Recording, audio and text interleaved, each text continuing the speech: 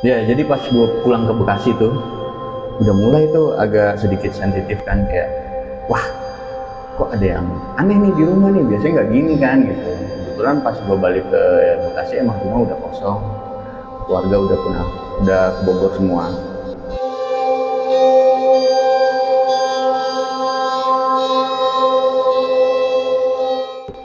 Kok aura rumah lain suasananya gitu. Kalau dengar suara gue udah biasa deh. Rip, boleh lihat kamar tidur gua nggak? Oh boleh. Gue buka, terus Assalamualaikum dia bilang gitu. Wah, dia langsung kayak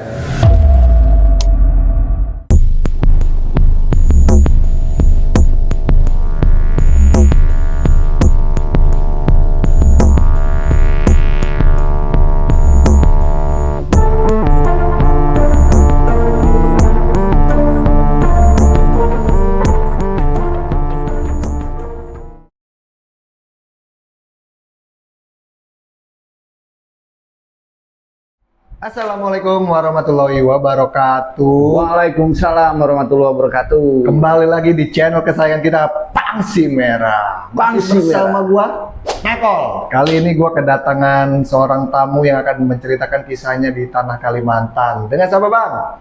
Arif Wicaksono. Arif Wicaksono. Iya. Dia ini salah satu pemusik blues. Iya. Musik blues. Oh, pemusik blues apa gimana Ya, nih? main musik aja sih. Main musik aja, jadi main lebih musik. universal ya. Lebih universal, Lebih ya. universal. Blues mungkin kebanyakan lagi orderannya ada di beberapa itu aja. Oh gitu, jadi misalnya skena blues, skena pop gitu ya. Ya. Oh iya, berarti emang dia multi talent gitu, Fleksibel. fleksibel Ya. ya. Bang Arif, ceritain sedikit aja nih kisah lo di tanah Kalimantan yang sangat indah itu. Yang sangat indah. Borneo Island. Widih. Ya. Wah, aduh, ini seru sih sebenarnya, pengalaman satu kali seumur hidup menurut gue gitu kan.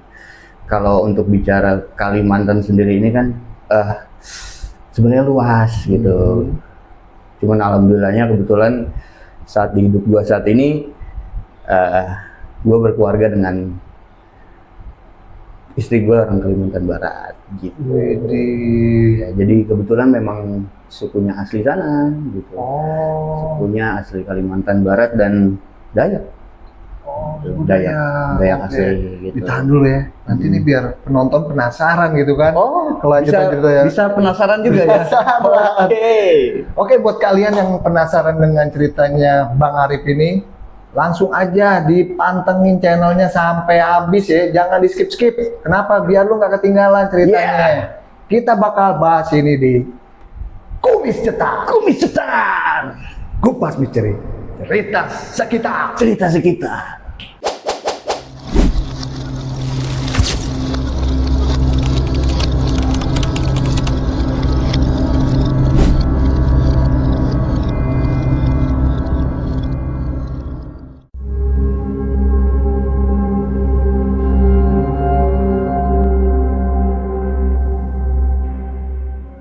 Bang Arif, Ya, lu gimana sih awalnya bisa dapat bini orang sana? Cielah.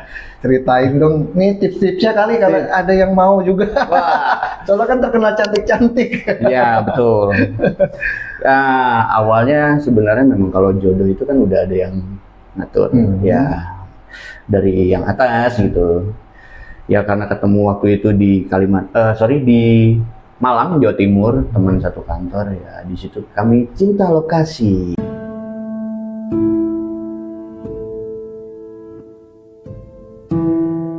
Lokasi, akhirnya kami memutuskan untuk serius. Ya serius, dan itu awalnya gue belum tahu tuh sukunya dia apa gitu kan. Ya udahlah kita serius aja begitu. Dia bilang benar mau serius? Iya serius. Ayo datang ke rumah ibu. Datang dong. Terus siapin ya tiket. Gini. Tiket apa? Pesawat. Lu luar pulau? Iya. Dari mana? Kalimantan Barat. Langsung dong gue pikirin. Dayak. Dalam hati belum gue sebut tuh. Belum disebut. Belum disebut. Tapi lu sempat pacaran apa emang langsung pacaran ya nggak lama lah, pacaran 8 bulan gitu kan. Terus memutuskan untuk serius deh gitu, daripada kita macem-macem gitu kan.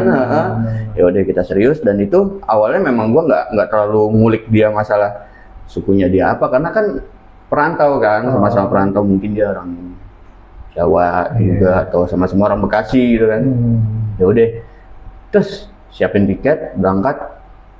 Waduh, Kalimantan nih gitu kan, udah mulai agak deg-degan. Ya udah deh, jalan tes.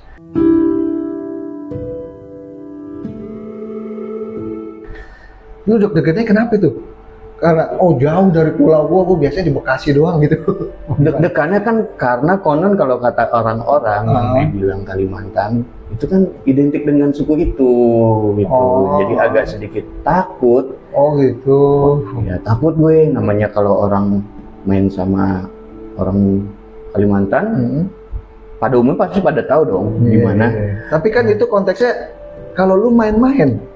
Tapi kalau lu serius mungkin enggak gitu. Tapi lu nggak kepikiran ke sana ya?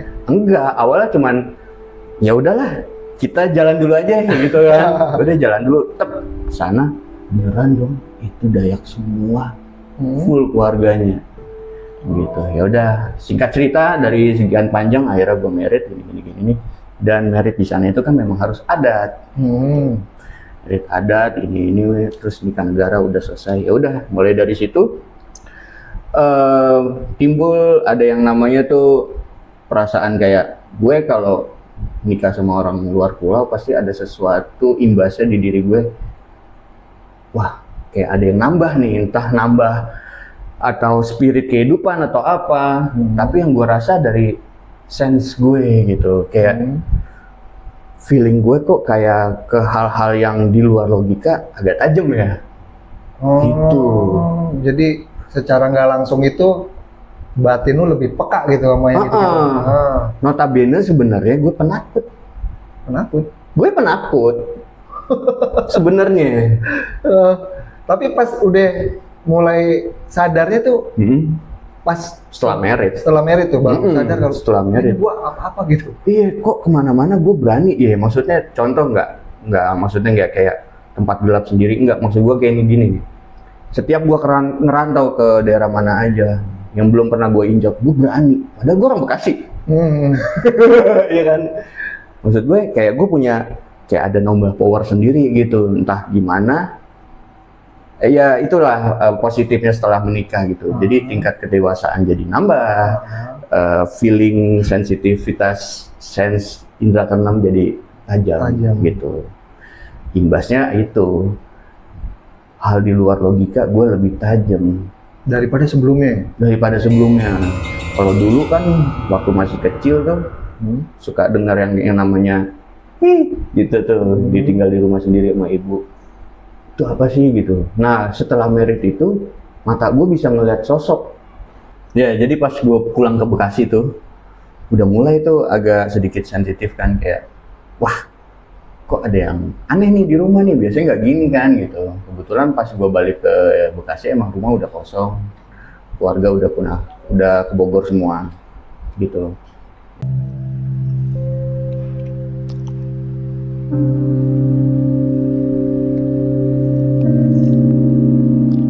Ya, jadi pas gue pulang ke Bekasi tuh sensitif gue lebih peka gitu. Wih, gue baru nyampe Bekasi, kebetulan waktu itu malam tuh. Loh, kok aura rumah lain suasananya gitu. Sebelum gue merit sama setelah merit.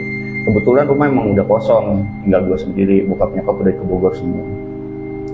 Nah, gue ngerasa itu pas gue abis maghrib tuh, abis aktivitas maghrib. Biasa gue cuma dengar suara. Kalau dengar suara gue udah biasa deh, dengar suara yang kayak entah ada bunyi diketok-ketok atau ada suara binatang malam lah, kayak ayam kecil itu gitu, ayam kecil, anak ayam, tahu kan? Nah itu biasa sebenarnya. Tapi ini yang lebih lain lagi, kok nggak cuma sekelibet, berdiri. Apa tuh? Wih, beneran kan nih? Tuh gue, itu habis maghrib, dan itu kejadiannya mesti habis gue sholat maghrib. Kalau kata orang kan itu pintu ya, portal ya. Tapi kenapa komplotan ini ada di rumah gue dan itu 3 biji. Apaan aja tuh 3 biji? Anak kecil, nenek-nenek bungku, sama Mbak Iyu, Mbak yang sangat ayu sekali itu loh. Oh, anak metal. Oh, gondrong. Ngeri juga. Iya. Itu kejadiannya langsung satu kejadian apa beda hari? Beda hari. Beda hari. Hari pertama pulang dari Jakarta, ya begitu deh. Awalnya si Mbak di tangga dia berdiri satu.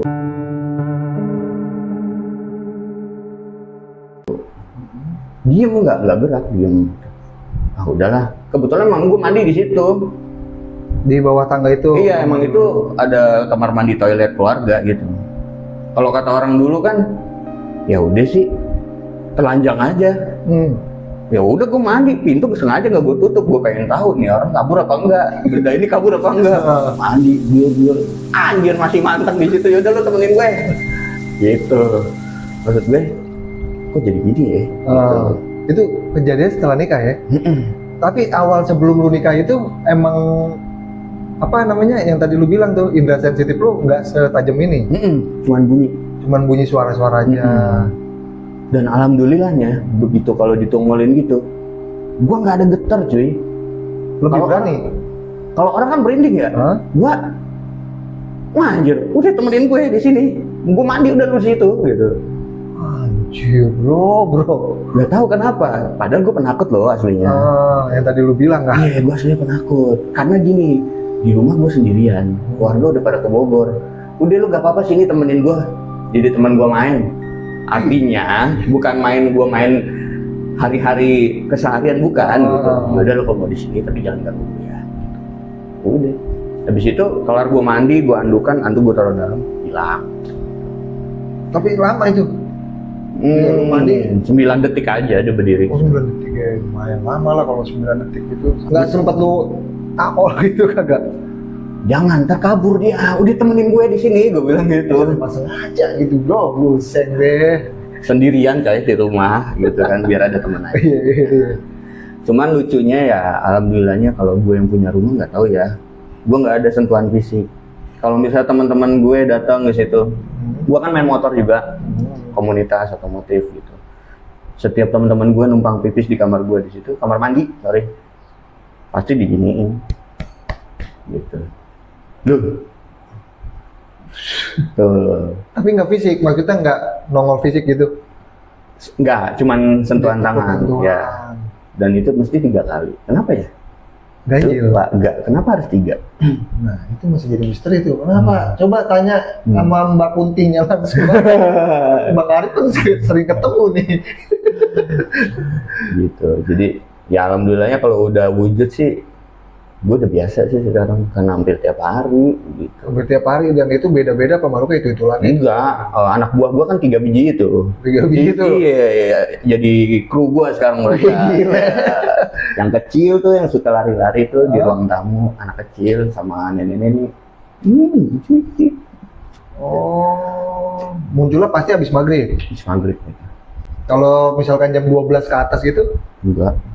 Sama sekali nggak ada? Enggak, karena mata gue nih manja. Kadang jam 10, setengah 10 udah merem, jadi ya udahlah kalian mau main apa aja bebas gitu. Baby sleep. Baby sleep. Gitu. Kok jadi ada hal dunia lain yang gua rasa gitu setelah merit. Dan ini gua nggak cerita ke bini gua. Loh, bini lu nonton ini nanti gimana? Nonton ya? Tapi sampai hari ini masih ada? Masih. Tinggal gitu? Masih karena konon yang nenek-nenek itu udah lama di situ sebelum gua pindah rumah. Sebelum pindah rumah dia udah ada di situ. Udah ada.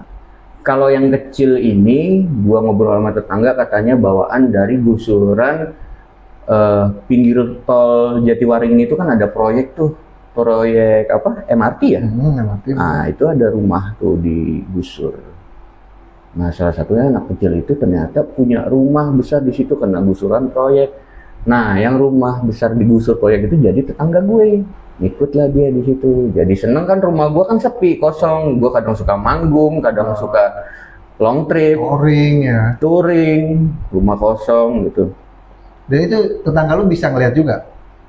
Banyak yang lihat, cuman mereka cuek biasa aja. Biasa aja gitu. Paling cuma ngasih tahu, oh itu dari sana gitu. Gitu sih. Jadi pengalaman baru sih menurut gue gitu. Baru ya. Yang kerennya lagi itu, aslinya gue penakut. Begitu munculin kayak gitu, gue jangan kemana-mana, mending gue di sini, gue di rumah sendirian. Ya? Iya gitu. Yang paling, tapi kalau misalkan gini nih, rumah lu ini kan, lu nggak tahu nih tadinya nih kan, horor apa enggak ya? Pasti kan kalau misalkan temen lu entah ada yang bisa ngeliat atau ada yang emang dia kerjanya jadi pengobat spiritual kan? Ke rumah lu nih main, ada nggak sih? Ada, waktu itu tetangga gue, bukan tetangga, bahkan dia yang punya rumah asli itu dulunya. Gue nggak berani sebut nama, inisial aja lah, inisialnya D lah. Cowok. Nah, temen gue ini dia udah jadi kepala cabang salah satu bank di Indonesia ya. Nah, karena dia udah hidupnya settle, udah ngerasa, wah, gue kalau ngejar dunia terus kayaknya kurang nih. Akhirnya dia cari guru ngaji, cari guru ngaji dapet. Belajar dah tuh, belajar. Suatu ketika main ke rumah gue ketemu, weh Rip apa kabar gitu.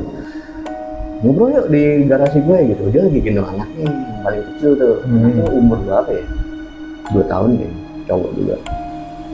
Dia datang ke situ sama ibu kandungnya, eyangnya anaknya gitu. Baru masuk garasi loh, gitu. Pintu garasi yang mau masuk ke rumah emang belum gue buka, masih gue kunci biasa. Baru masuk garasi, anaknya udah uring-uringan di garasi mobil, lari-lari sana, lari sini gitu. Dim, kenapa anak lu? Biasanya kayak gini ada sesuatu Rip gitu. Oh gitu. Itulah kita ngobrol ya. Gak lama di depan pagar rumah gua ada neneknya datang. Ayo yuk main sama nenek, main jalan gitu. Kemana-mana jalan. Ya udah. Rip ngobrol berdua yuk. Kenapa emang? Rumah lu agak lain sekarang. Kenapa emang? Dulu kan ini rumah gue. Iya gue tau rumah lu. Gue boleh nggak masuk? Oh boleh lah, lu kan yang punya rumah dulu, masa nggak boleh? Masuk, terus begitu masuk. Dan gue sebelumnya belum cerita, gue udah married gitu kan. Terus boleh lihat kamar tidur gue nggak? Oh boleh. Gue buka, gitu. Sebelum gue buka, emang di kamar itu ada kasur kayu tua, jati. Bokap gue kan zaman dinas senang beli kayu-kayu tua gitu.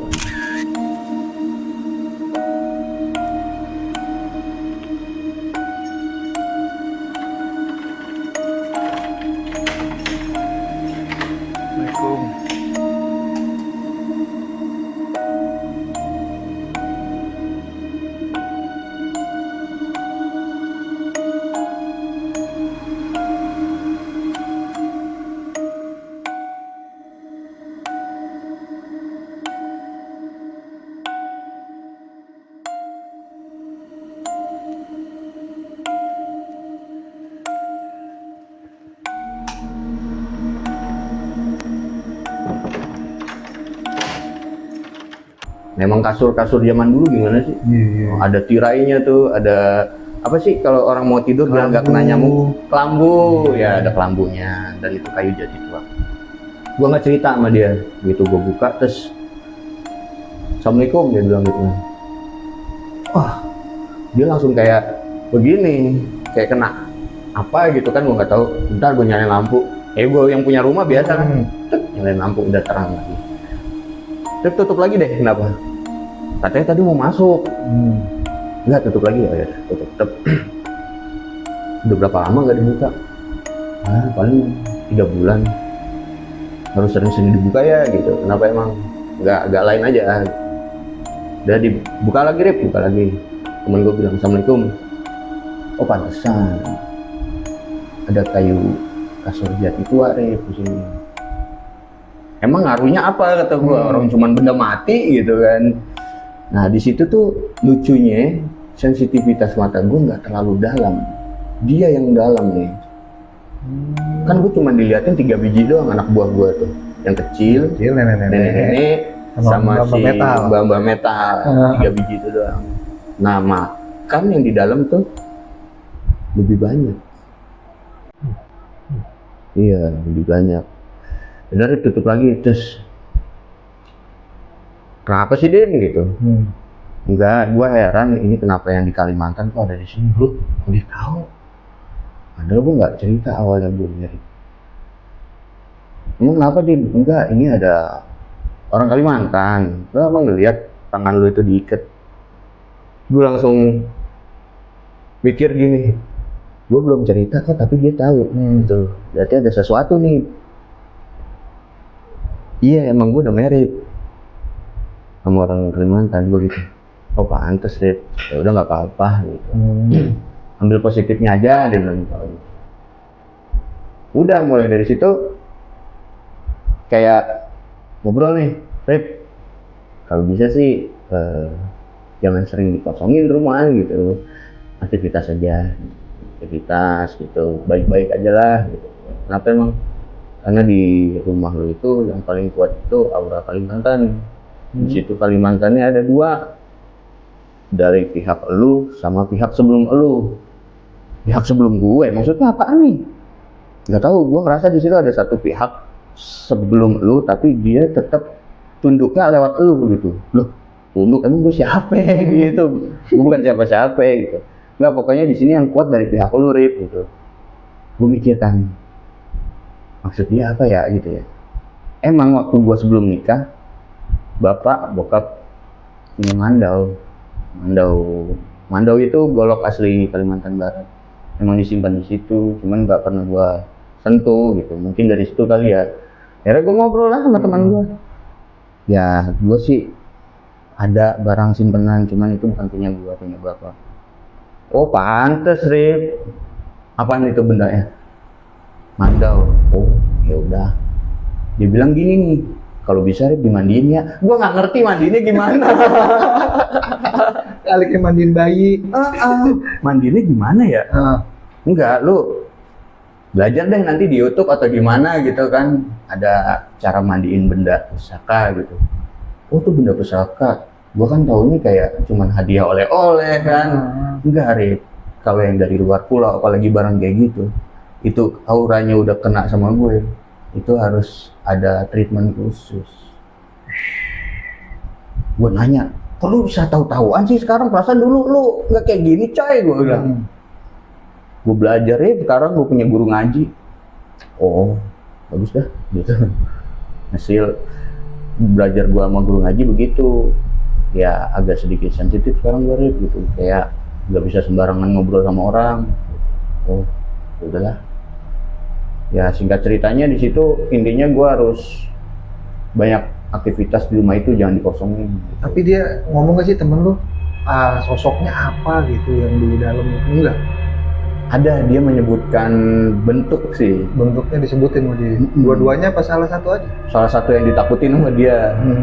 Bukan takut sih, dia sempat segen gitu. Bahkan waktu pintu aja ditutup nih, itu ditutup, kunci lagi, sosok itu ngikut gue di belakang. Di belakang gue. Bro. Tutup nih, terus kita lanjut lagi ngerokok ngopi di garasi. Bre, kenapa? Lu tahu nggak pas lu tutup pintu? Udah tahu kan, lu nyuruh gue tutup pintu. Itu di belakang lu ikut lagi. Maksudnya apa sih? Yang tangan lu sekarang diikat ada di belakang. Gua nggak ngerti nih maksud lu apa. Udah kita ngobrol sini aja. Itu yang sebenarnya kita sebagai manusia sempurna ciptaan Tuhan nggak boleh takut. Tapi cukup meyakini kalau itu ada gitu. Artinya di sini Rip, dia menunjukkan gua ada di belakang Arif gitu. Itu posisi siang apa sore? Sore, sebelum jam 4 sore lah. Jam 4 sore. Belum maghrib kan? Belum. Dia ada di lu Rip, di belakang. Masa sih Dim? Nggak percaya gue. Iya. Bentuknya kayak apa? Gue mau tahu dong. Karena kan gue belum cerita nih sama dia kalau gue udah bisa lihat yang nenek-nenek gitu kan. Sosoknya tuh kayak, lo tau nggak sih orang pantai selatan yang di laut gitu? Nyai, gue bilang. Bukan, kalau Nyai itu emang di laut. Kalau ini bukan di laut, di sana di pulau. Maksudnya apa? Ya itu, pakaiannya hijau. Yang bener lu. Tahu gue kalau hijau Nyai gitu. Gue emang bukan mempercayai, tapi gue tahu dan gue yakin hal itu ada gitu. Karena lu orang Indonesia. Ya gitu, gue menghormati ada cerita ya. Story itu. Dia cerita hijau juga, Rik. Oh sama ya, hijau juga ya. Lalu yang bener deh mah, jangan ngada-ngada. Gue bilang iya, cuman memang dia pakai sanggul. Lu tahu sanggul, Rik? Kagak, gue bilang. Lu pakai apa sih? Gitu kan. Pokoknya dia sanggul. Gini deh singkatnya. Dia itu Dewi dari Kalimantan Barat, Dewi. Oh. Dan dia sekarang ada di belakang lu, Rik. Emang lu nggak ngerasa di diri lu ada hal lain? Gue bilang enggak sih, biasa aja gitu. Padahal gue udah sempat lihat, ya gue nggak mau cerita ke dia. Takutnya kan ini nih ada lain persepsi gitu. Ya sekarang dia di belakang lu terus. Kalau lu kemana-mana dia ada, Dewi itu ngikat tangan lu. Gue iyain aja lah. Gue nggak terlalu ini banget gitu. Yang penting gue jalanin aktivitas sehari-hari gitu kan, demi apa keluarga aja. Yaudah itu aja deh, kalau bisa sih rumah diaktivitaskan yang baik-baik gitu, bawa temen yang baik-baik gitu. Iya ya, bismillah gue usahain gitu aja sih. Nggak perlu takut kata dia. Itu cuman buat munci lu kata dia. Apa? Munci. Oh munci ya. Iya, jadi Dewi itu menjaga lu kemana-mana biar lu nggak ada yang jahatin, ngasut gitu, belok-belok, atau nggak lu kayak belok kanan atau belok kiri. Kan ngerinya kalau zaman sekarang apa? Aplikasi hijau. Sama-sama hijau lagi. Oh iya ya. Iya kan? Iya. Jadi pas banget dijagain ya. Iya, oh gitu Din. Ya, jadi itu aja sih yang gua agak sedikit kaget, kok ada orang Kalimantan tapi Dewi di situ yang megang rumah. Oh gitu. Begitu ceritanya. Pengalaman gua tentang spiritual atau misteri tradisi Kalimantan Barat yang gua rasain saat ini. Begitu, Bapak Nakol. Berarti lu ngelihatnya bisanya di rumah doang, apa di tempat lain juga bisa? Di sini jangan-jangan ada gua apa gimana? Waktu itu kejadian di Suzuki Pulau Gadung. Itu juga awalnya juga kayak nggak percaya sih gua, kok gue didadahin ya sama mbak yang mirip kayak di rumah gue. Waktu itu gue lagi ada job di Suzuki Pulau Gadung, job sound system. Itu loading alat jam 1:30 pagi. Dan itu gue diunjukin sosok itu pertama masuk, pintu masuk kan ada pos sapam. Iya, di pos sapam itu dia muncul berdiri, cuman nggak dadah itu lucunya, nggak bergerak. Nah yang lucunya itu yang udah mulai dadah pas gue udah loading barang, udah loading sound system, udah ngerakit segala macam. Badan udah capek kali ya, anak-anak juga pada capek. Duduklah gue tuh di atas panggung, nengok ke arah selatan. Jadi di selatan itu panggung menghadap dengan showroom. Jadi ada kaca. Sana parkiran. Iya, karena gue dulu orang Suzuki juga. Oh iya betul. Dan itu kebetulan dia ngadep ke showroom, ada kacanya. Nah itu pintunya kalau nggak salah bisa gini deh bukanya deh. Iya. Nah, tapi pas posisi bukan pintu gini, lagi nutup gini, dia di balik kaca dong, begini. Malam itu, tengah malam tuh begitu. 3:30. Ngampat nggak? Yang di pos tadi. Iya, nggak mungkin lah sales counter kan. Sales counter datang di jam 8 lah normal kerja ya kan. Jadi itu gua nggak ngomong, gua diem aja. Gua diem, gak lama datang 4 biji security apa 3 biji gitu. Bang, mohon maaf ya, kenapa emang? Ya jangan kaget ya, nanti kalau ada yang dadah, gua diem aja. Padahal udah lihat ya. Sebelum satpam itu ngomong, gua udah didadahin, gua diem aja. Jadi itu emang apa tuh namanya? Bukan rahasia lagi ya, udah rahasia umum lah jatuhnya. Orang yang situ maksudnya tahu. Karyawan situ. Emang sosok itu dada-dada. Iya, katanya. Cuman kan sebelum dia ngomong, gua udah didadain. Udah di say hey gitu. Terus lu nggak balas? Diem aja, namanya lagi capek kerja. Udahlah, gua mau ngerokok, mau ngopi, capek ngangkat-ngangkat. Kayak gini. Didadahin, ya udah gua diem aja. Gitu. Lu temen lu nggak ada yang lihat? Kagak. Cuman lu doang ya? Cuman gue diem. Nah pas satpam ini datang ngomong, jangan kaget ya nanti ada yang ini gini. Baru tuh dua teman gue, Rip lu gimana? Enggak, gue ngerokok aja gitu. Nggak lihat apa-apa. Padahal gue udah didadahin, cuman yang dua teman ini nggak tahu deh mereka gimana. Itu gue nggak ngomong gue udah didadahin, padahal gue udah ngerasa gue yang didadahin. Dadah. Harusnya lu balas dong. Mana? Nomor WA. PDKT dong. Oh. Beda ya sama orang indigo yang selalu bisa melihat gitu. Oh di sini ada, di sini ada. Kalau lu kan lebih ke situasional berarti kan di rumah ada, terus ada tempat yang emang dia kuat mau munculin dirinya ke lu, bakal niat gitu. Iya. Berarti intinya lu sama orang indigo ini bedanya apa ya? Kalau indigo on terus atau lu bisa on off? Sensitivitasnya? Gua nggak pernah punya temen orang indigo, jadi gua nggak tahu. Oh, lu nggak tahu. Kalau aja gue punya temen indigo, gua mungkin bakalan sharing sama dia. Cakep. Karena gua nggak punya temen, ya yang gua rasain itu aja. Jadi hanya di beberapa tempat. Kayak tadi gua baru datang ke sini nih, di depan bedeng situ. Iya betul. Tahu. Dia tahu. Itu emang yang energinya kuat, emang mau munculin sosoknya aja ya. Iya. Ini nih yang ada seng ini nih. Iya, emang di situ. Oh, gua kira gua doang. Enggak, sebenarnya gua nggak cerita karena mau penakut. Kru gua satu nih penakut, jadi gua nggak mau cerita apa ya udah gitu. Sekedar ya udah. Iya. Cuman mau ini aja sih, mau tahu siapa yang datang sih gitu aja. Dia emang kalau baru gitu berkenalan, apalagi kan, namanya kan kita bertamu misalkan ke suatu tempat, udah pasti kan ada gitu sosok itu yang nunjukin gitu. Gua ada lo di sini, lu macam-macam deh gitu. Iya. Gitu. Jadi kalau misalkan lu juga datang tadi disambut, yaitu selamat datang di Pangsi Merah. Oke, baik. Ya.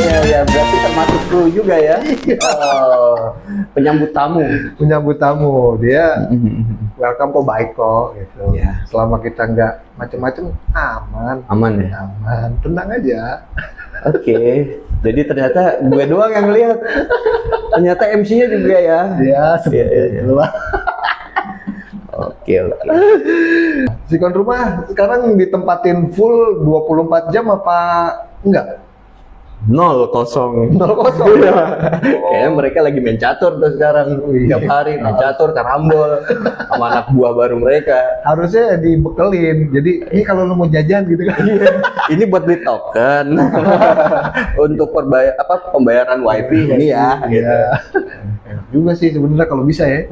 Sayangnya nggak bisa berarti. Saya nggak bisa. Iya. Gitu. Oke, itu aja cerita dari Abang Arif yang sangat seru. Dia udah mengisahkan pengalaman dia menikah sama salah satu suku luar pulau gitu kan. Jadi intinya lu nggak usah macem-macem gitu. Lu mau nikah sama siapa ya nggak usah macem-macem. Udah intinya sama aja. Lu selama diikat sama pernikahan, itu udah pasti ada yang jagain lu. Saat lu bla bla bla bla, lu pasti aber. Saat lu main jahat ya, maksudnya bla bla blanya ini lu main jahat kayak lu main. Oh, aber itu sial. Iya. Sial yang sangat kesial-sialan tuh namanya. Udah paling Jember lah tuh. Paling bawah Udah dah paling tuh. bawah. Itu Bang. Jember Jawa Timur ya. Paling dalam. Oke, buat lu semua yang punya cerita menarik seputar misteri apa aja, bisa langsung aja DM ke IG-nya Pangsi Merah yang ada di Pangsi bawah. Merah. Keren channelnya. Terima kasih buat kalian yang udah nonton channel ini sampai habis. Sehat selalu, berkah, dan panjang umur. Panjang umur buat teman-teman. Terima kasih Bang Arif. Ya, sama-sama Bapak Nakol. Terus, Amin. aja. Ya, Jangan lupa main-main lagi di Pangsi Merah. siap nanti soal lagi kemari dengan membawa teman-teman baru. Mantap. Ya, dengan anak buahnya.